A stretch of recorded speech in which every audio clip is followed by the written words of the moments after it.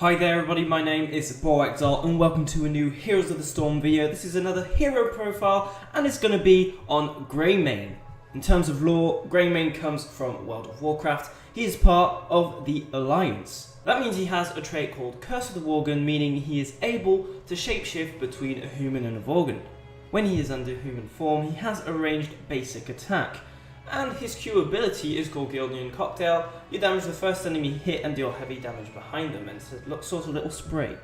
And with that you have the W ability that is called Inner Beast, and you gain a massive attack speed boost. This ability can be used during your Worgen or human shape form, and only the Q and E will change depending on what shape you are in at the time. Whilst you're human, your E ability is called Dark Flight, and you leap at an enemy and you shapeshift into a Worgen, and that's when you deal a lot of damage. So he gains new abilities when he's a Worgen. He can swipe in front of him with his Q ability that has been replaced. The Z is still the speed boost, but then he has another one at the E, which is a raw mechanism to get out of team fights or to at least engage as a human person. His two ultimate abilities are pretty strong. One is stronger than the other, although it used to be different. It used to be go for the throat, that was the best one to choose. But with recent patches, it's turned around, and go for the throat, you eviscerate a hero, and you refresh the cooldown if they die. And this is only done once, so if, for example, you use eviscerate on someone and they die with that, you can use it again, but it won't have a refresh cooldown even if you do kill the second person. It does deal a lot of damage, but it's not as useful as Curse, but it is, especially against the meta that usually has 2 tanks in ranked. Curse Bullet will remove a portion of enemies' current health, and that portion is actually 50%. So imagine if there's a big fat tank, full health, 10,000 HP, you just throw that into his face and he's down at half of his health. This is extremely strong, especially against tanks, but also to try and kill the DPS or healers on the enemy team. So before I talk about the talent choices, just be careful with GREYMANE and try and catch your enemies by surprise. You can deal a lot of damage, but you're really vulnerable to mages, as I said, or area of effects and slows.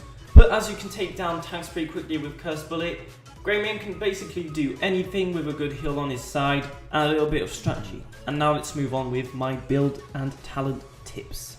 Now the sort of build depends if you want to go onto a range or you want to go more on a close combat build.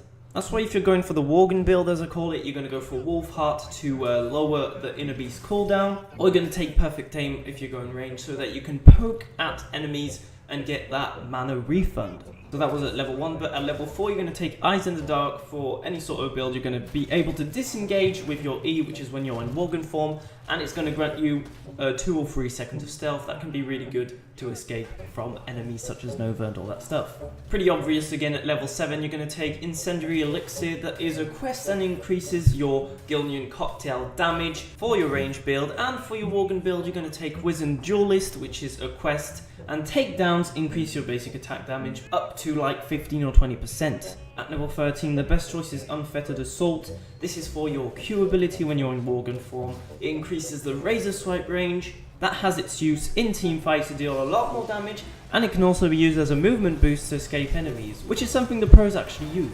Then ultimately at level 16 you're going to take Alpha Killer, and increases the Worgen basic attacks against heroes even if you take the other build.